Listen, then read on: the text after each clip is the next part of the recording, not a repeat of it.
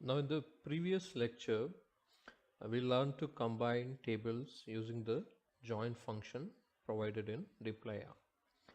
Now in this lecture, we'll explore a set of helper functions in order to extract unique rows, rename columns, sample data, extract columns from a data set, extract rows from a data set, sort or arrange rows in a data, compare tables, and extract or mutate data using predicate functions, and count observations for different levels of a variable.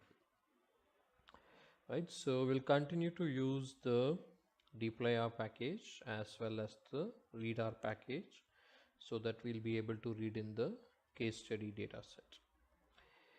Right, so here's the data set. It is the same as the one we used in the first lecture of this course, which was related to a dummy e-commerce website.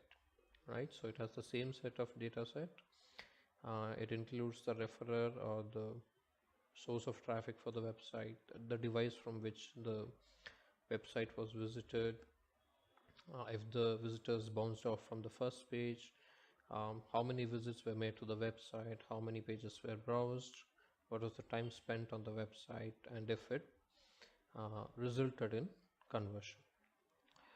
Right, so here is the description of each of the columns or variables. Now let us go to Studio and we'll load the dplyr and readr package using the library function.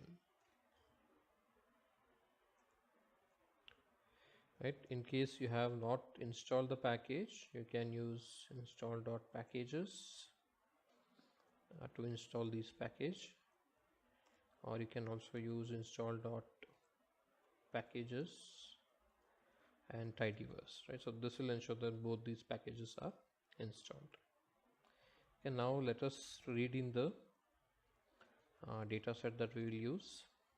Right, the e-commerce data set, and we'll take a quick view of the data. Right, here you can see the data set and the column names.